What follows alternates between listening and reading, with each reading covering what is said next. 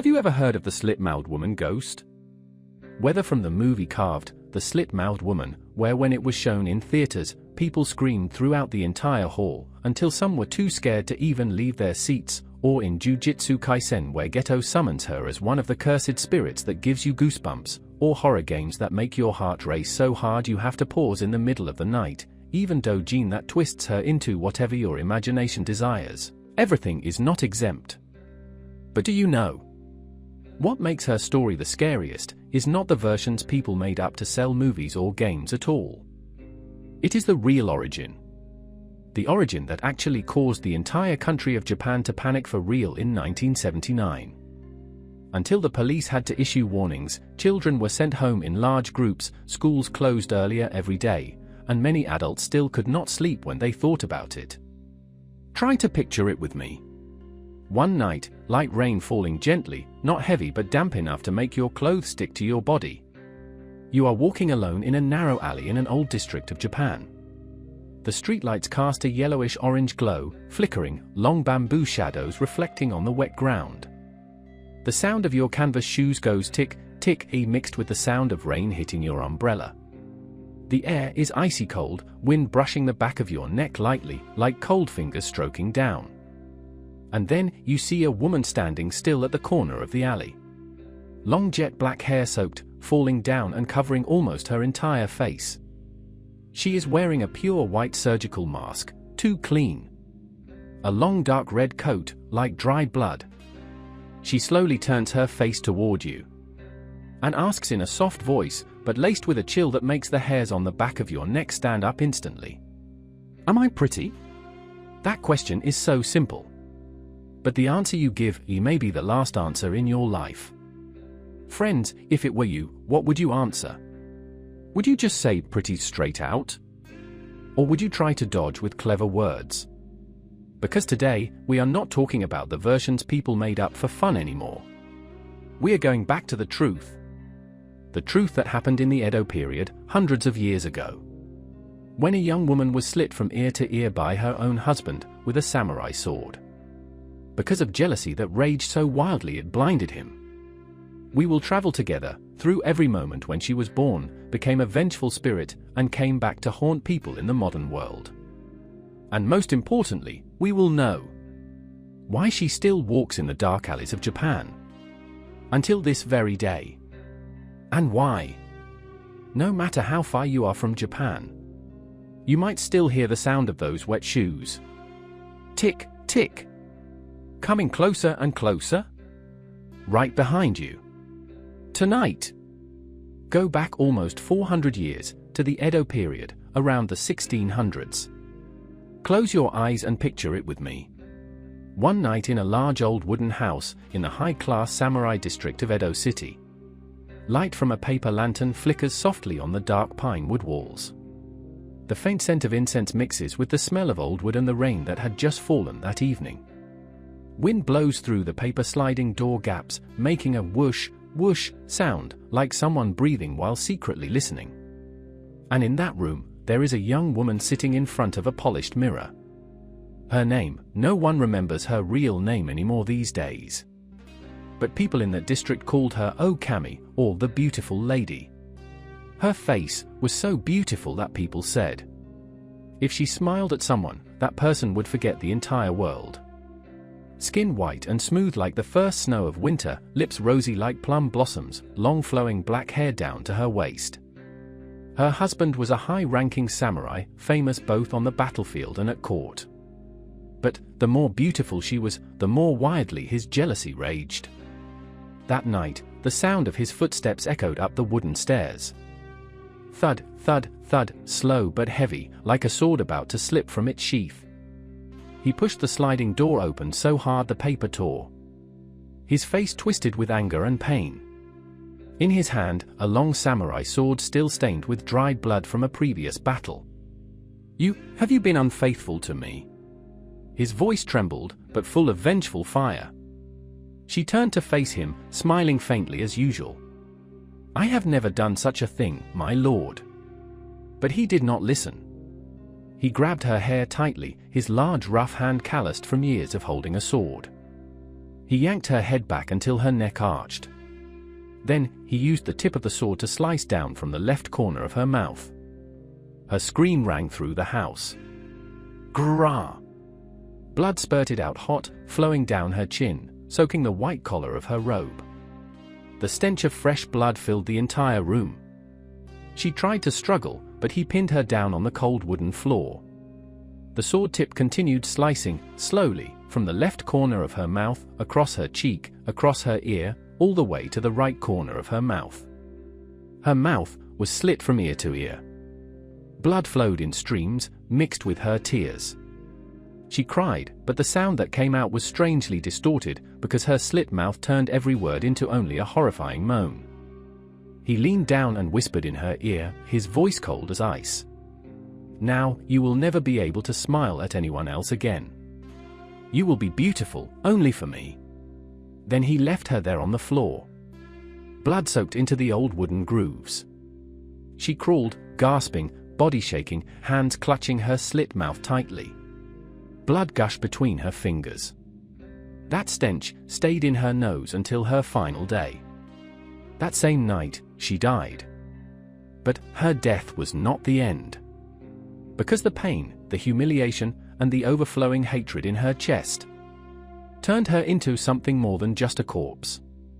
She refused to leave. Her spirit still lingered in that house. Still lingered in the narrow alley behind the house. Still lingered, seeking every man who dared to look at her with lustful eyes. And on one rainy night, the first person who met her was a young boy running home through the alley behind the house. He saw a woman standing still under the moonlight. Long black hair flowing, body completely soaked. She turned toward him, her slit mouth smiling wide, showing rows of white teeth. And she asked him, "Am I pretty?" The boy screamed and ran for his life. But her laughter followed him all the way home. That was the beginning. The beginning that turned Okami, the woman who was slit, into Kuchisake-onna, or the Slit-Mouthed Woman. And her story had only just begun. That same night, her blood was still seeping into the wooden grooves. The stench of fresh blood hung thick until flies began to swarm. Her body lay completely still on the freezing floor. Her mouth slit from ear to ear still hung open, as if she were about to cry, but no sound came out anymore. Her husband quietly walked out of the room. The sliding door closed with a loud creak that echoed in the silence. He did not even turn back to look.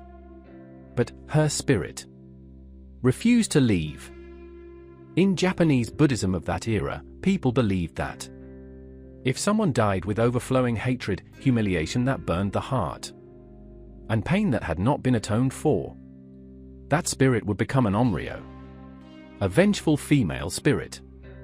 And Okami, she became one of the most terrifying Onryo of the Edo period. Picture it with me once more. Her body still lying on the floor. But suddenly, an icy cold wind swept through the room. The paper lantern went out instantly. The faint sweet scent of incense turned into the stench of rotting flesh. Her long jet black hair began to move on its own, even though there was no wind.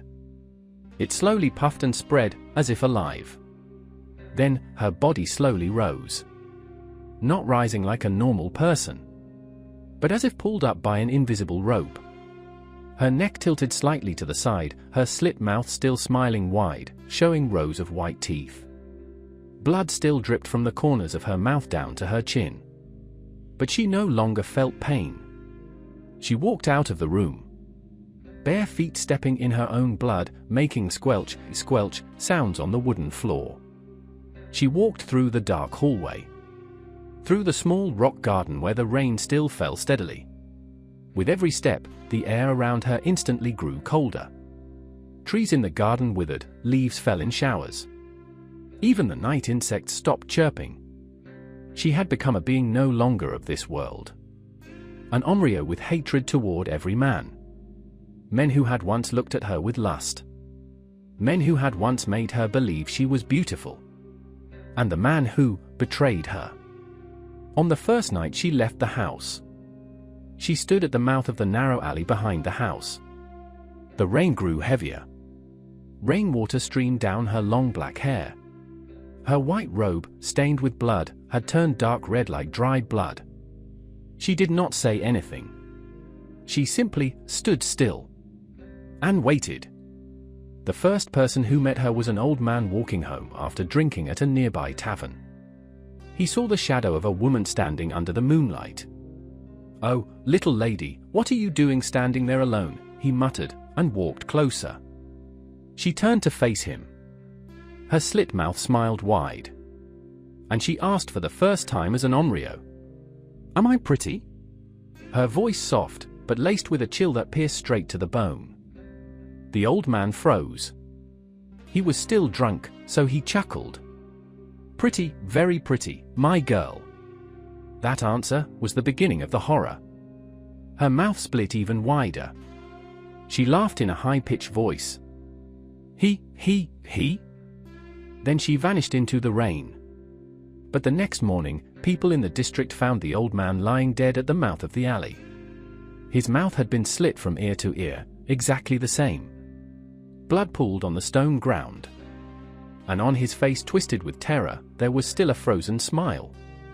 Rumors began to spread throughout the district. There is a slit-mouthed woman out now. Don't walk the back alleys alone after sunset. If you meet a woman wearing a mask, don't answer her question. And this Onryo did not stop at just one district. She began to travel. Walking along the dark alleys of Edo. Walking along the old roads of other cities. Every rainy night, she would appear. Long black hair, body soaked, mouth slit in a wide smile. And the same question that had no correct answer. She was no longer just a haunting ghost. She was Kuchisake-onna, the slit-mouthed woman. And her journey had only just begun. We are still in the Edo period right now. But her story, it is not straightforward like just an Onryo at all. Because in some ancient legend lines, Kuchisake-onna is not just a vengeful ghost born from human hatred. She might be Kitsune, an ancient fox spirit that transforms into a young woman. Try to picture it with me one more time. One night in the forest at the border of Edo City. Thick fog full of the scent of damp earth mixed with rotting leaves. Moonlight shining through old pine branches in lines, like long fingers pointing down. The sound of wolves, or not wolves, but the sound cree of a female fox calling. And then, under one large pine tree, there is a woman standing. She is wearing a bright red coat like fresh blood. Long jet black hair flowing down covering almost her entire face. But if you look closely, you will see 9 fox tails secretly draping behind her gently. White and golden shimmering tails, sparkling under the moonlight. This is not an Onryo. This is a Kitsune bored with life in the forest. It wants to have fun with humans. It transforms into the most beautiful woman that has ever existed. But it is not perfect yet. Because this Kitsune likes to play cruel jokes. It creates the slit-mouthed itself. Not with a samurai sword, but with ancient magic it learned from old demons. It slits its own mouth from ear to ear, then smiles wide. White teeth in rows, slightly pointed like fox fangs. He. Its laughter echoes in the forest. Not a human voice, but a voice mixed with the cry of wild animals. That night, it starts walking out of the forest. Into the narrow alleys of Edo City. Light rain falling again, like every night it goes hunting. Rainwater flows down from its long hair. The scent of dampness mixed with wet animal fur wafts along the path. The first person who meets it is a young samurai walking back to the military camp after drinking with friends. He sees her, standing still under the flickering paper lantern light. "Little lady, aren't you afraid being alone like this at night?" he asks in a drunken voice. She slowly turns her face toward him. The white cloth mask it is wearing, which is actually leaves transformed into skin, is pulled down slightly. Slit mouth smiles wide. "Am I pretty?" The young samurai laughs heartily. "Pretty? So pretty that I want to take you back with me." Wrong answer, again. This Kitsune laughs loudly. The laughter turns into the howling of many foxes at once. It throws the mask away. The slit mouth from ear to ear rips even wider. Then it lunges at him. Not with scissors, but with claws growing from its fingers. Sharp claws like knives. It slits his mouth from ear to ear in the blink of an eye. Blood spurts hot, flowing down his chest. The stench of blood mixed with fox fur scent fills the air. But it does not kill him. It lets him run back. Mouth slit, blood flowing. And it laughs after him all the way to the camp. The next morning, rumors spread again. Not a ghost, but a fox demon. Kitsune that likes to transform into a slit-mouthed girl to toy with humans. If you see a woman with long hair wearing a mask, do not approach at all. Some say if you answer pretty it will laugh and disappear. But the next morning, you wake up to find your own mouth slit, without anyone touching it. Some say it is not really a Kitsune, but an Onryo that one Kitsune secretly borrows the body to play with. For fun. No matter which version. It makes people in the Edo period terrified just the same. Because now, you no longer know. What is waiting for you at the corner of the alley? Is it a vengeful ghost, or a hungry fox spirit looking for fun? And both want the same answer. Am I pretty? Now, we are jumping almost 400 years forward. From the Edo period full of samurai swords, fragrant incense, and old wooden houses, to the year 1978. Modern Japan now. But the darkness remains the same. Try to picture it with me. The town of Yarotsu in Gifu Prefecture. One night in autumn, light rain falling like every night in the legend. The air cold enough to make breath visible as white mist. Yellowish-orange streetlights shining down on the damp gravel path. The scent of damp earth mixed with falling leaves and incense smoke from a small shrine by the road. An old grandmother named Soto, over 70 years old. Walking back from her small rice field behind the house. Her cane goes tick, tick, on the gravel ground. Her dark raincoat soaked, white-grey hair wet and sticking to her cheeks. She is breathing lightly because of her old knees. Then, she sees something standing in the middle of the backyard garden. The shadow of a woman. Standing completely still. Right under an old pine tree whose leaves are starting to turn yellow. Grandma Soto freezes. Who is that? Is some daughter lost or something? She raises a small flashlight to shine. The shaky light beam hits the figure. Long jet black hair soaked, falling down covering almost her entire face. Long dark red coat like dried blood. And a pure white surgical mask too clean, covering her mouth tightly. Grandma Soto feels an icy chill at the back of her neck immediately. Wind blows past, but the pine leaves do not move at all. Little girl, why are you alone like this? It's raining so hard. Grandma asks with a trembling voice. The figure slowly turns its face toward her. Then, it pulls the surgical mask down slightly. Mouth slit from ear to ear. Smiling wide, showing all white teeth. And it asks in a soft voice, but ice cold like ice piercing the ear. Am I pretty? Grandma Soto screams loudly. Her cane drops and hits the ground with a clunk. She turns and runs with all the strength her old legs can manage. But its laughter follows her all the way home. He. The next morning Grandma Soto tells her children the story. With a trembling voice and red eyes. The children laugh and tease Mom is old, it must have been a dream. But the next night. A young elementary school girl at Yarotsu Elementary School. Walking home alone after late dismissal. She sees the same woman waiting at the mouth of the alley. Surgical mask, long black hair, red coat. And the same question. Am I pretty? The girl answers pretty.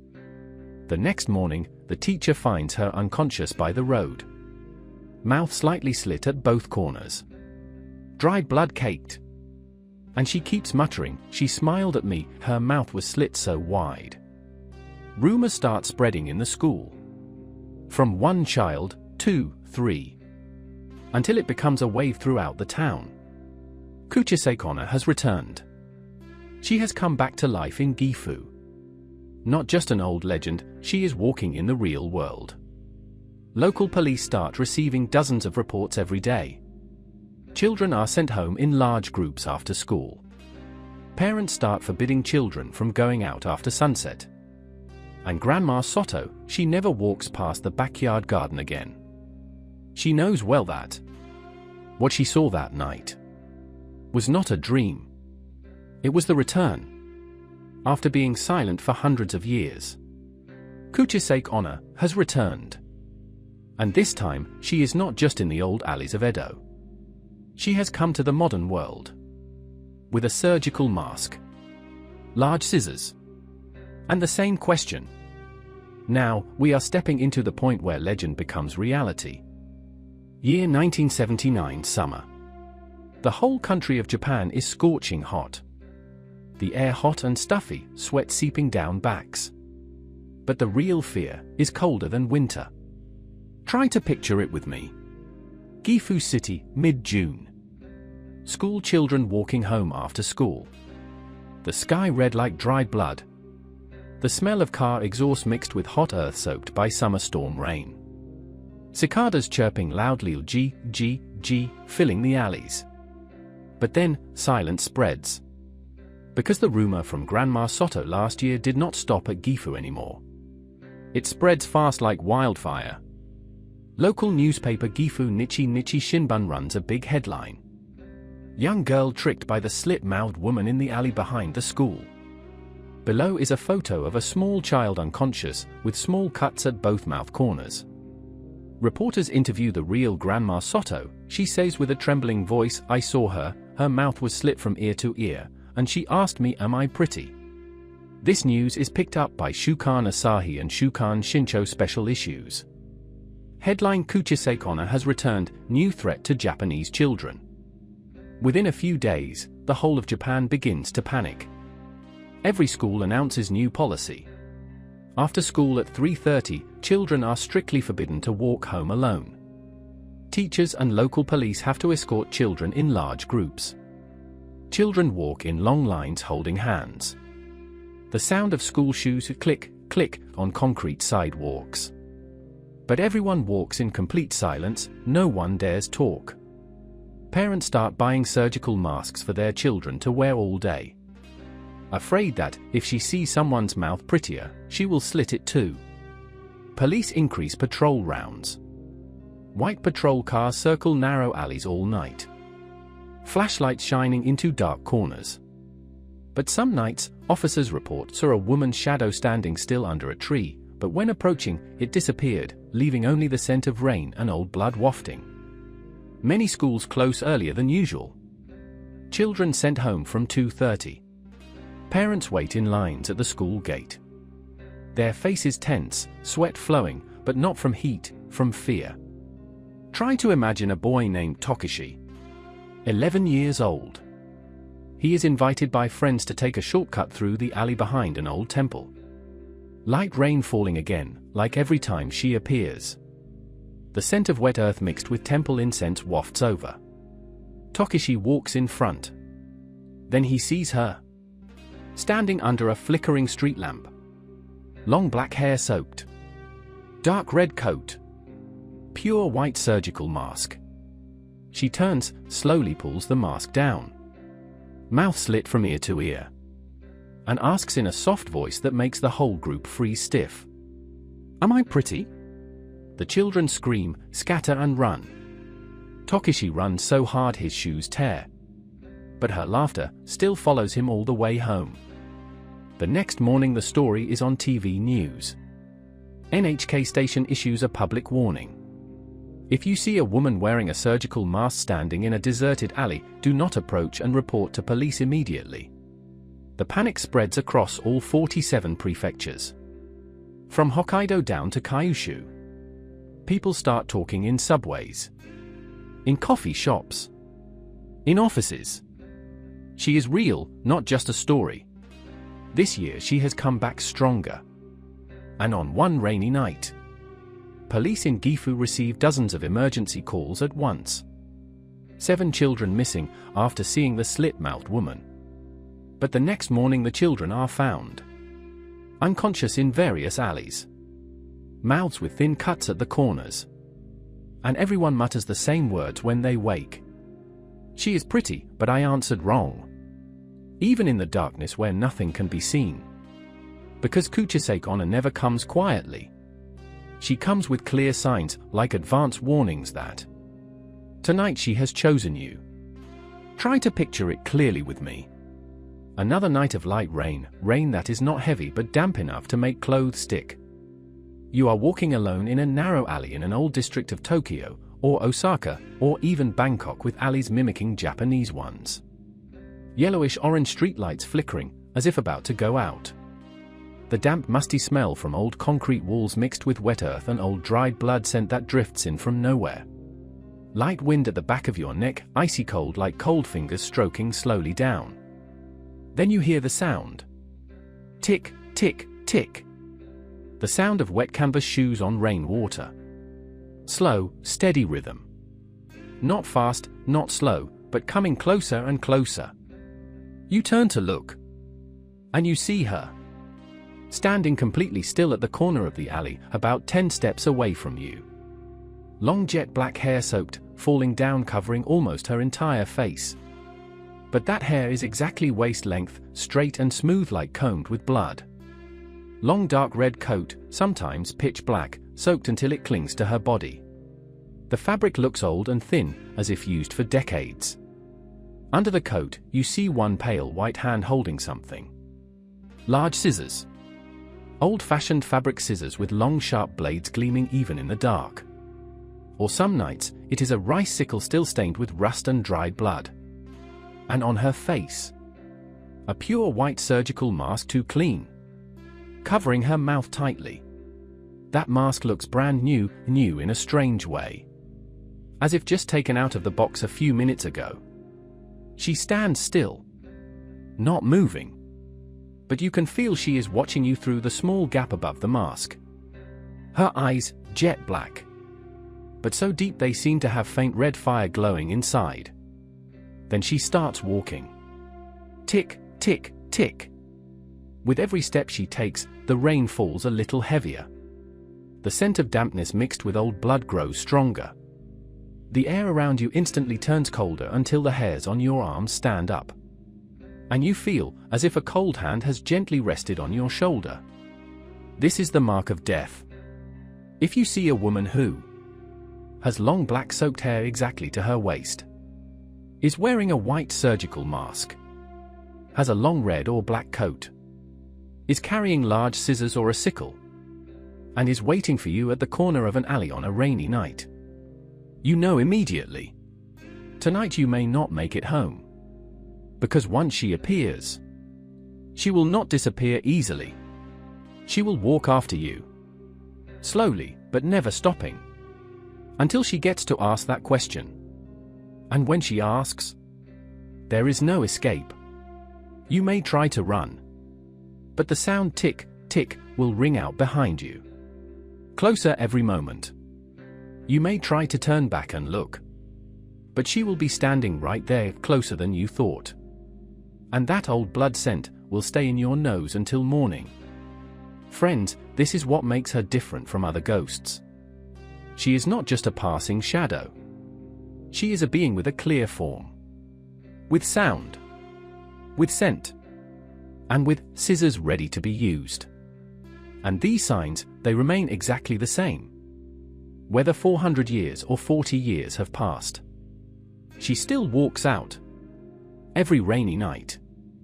With the one question that has no safe answer. Now, we have reached the point where everything changes from a maybe to definitely.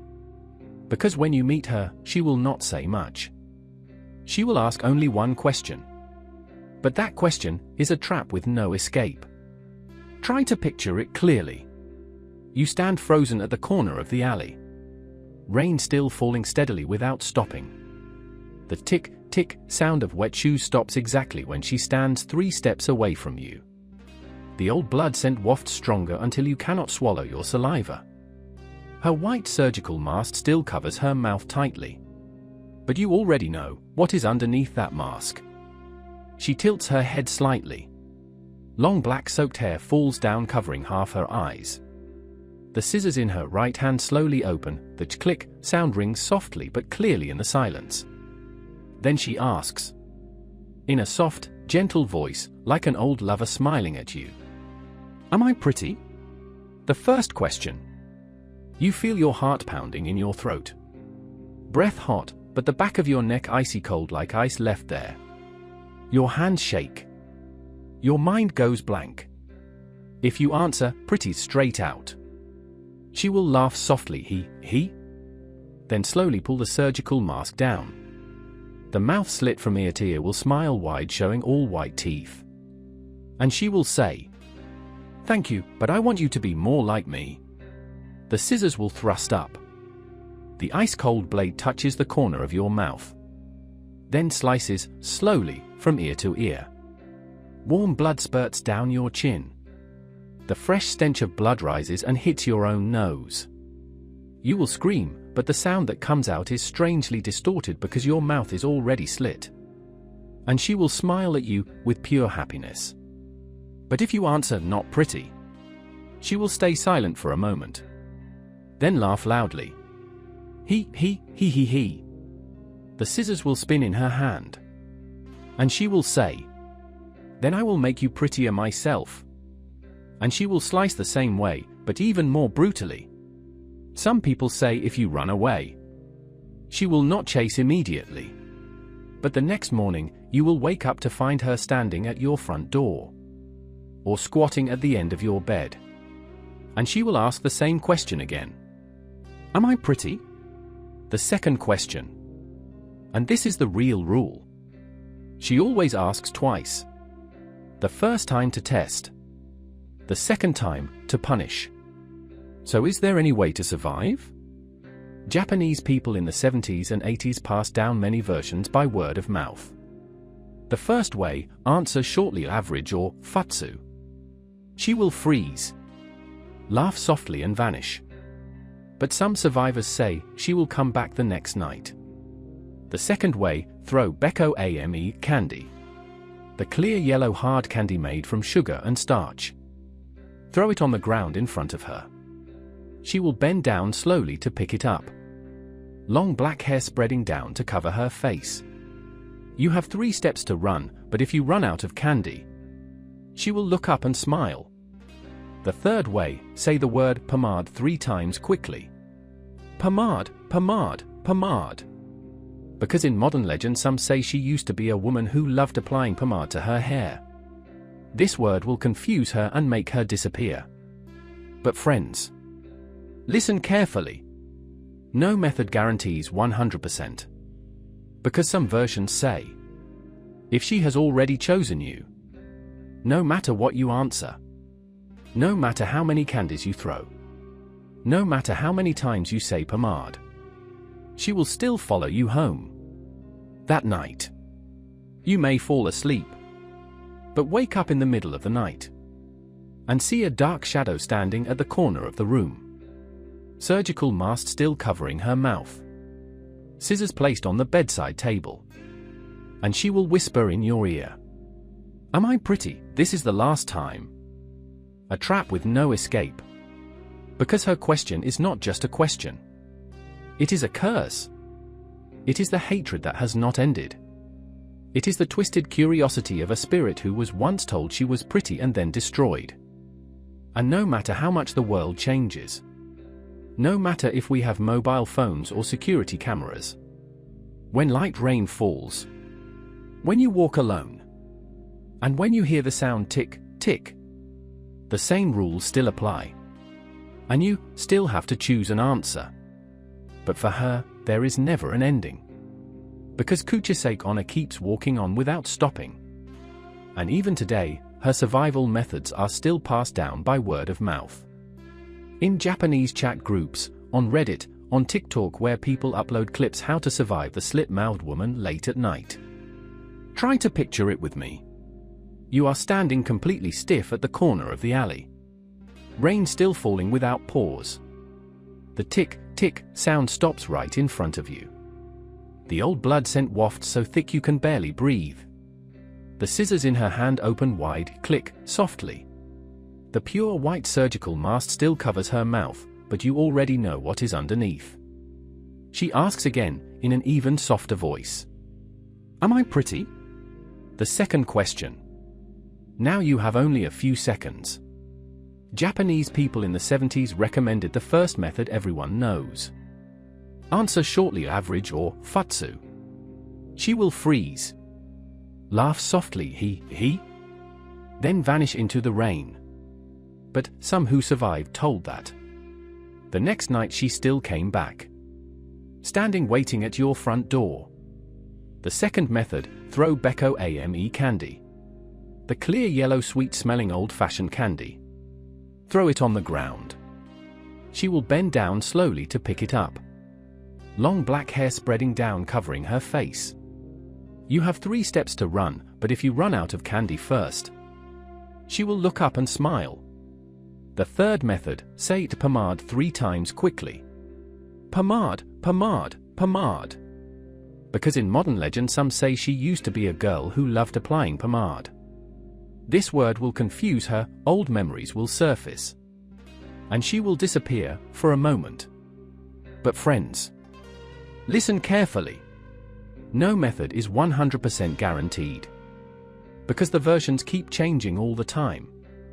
In 2020 during the COVID outbreak, Japanese people said she already wears a surgical mask every day, so you cannot tell who she is. Some thought of a new way. Wear 2 layers of mask and say you wear the same mask as me. I am prettier than you. But the result, no one dares to tell. We also have Thai versions. Some groups say if you meet her in a Bangkok alley, answer pretty, but my older sister is prettier, then run into the nearest temple. Because Japanese spirits are afraid of Thai monks. Modern versions in games and movies. Like in Fatal Frame or the Kuchisake-onna mobile game. She may be summoned by a ghost app or appear on security cameras. And the survival method becomes: take a selfie with her using the front camera and send it to friends in the group chat immediately. Or say her name 3 times backwards: Kuchisake. Kuchisake. Kuchisake. But no matter which version, she keeps evolving.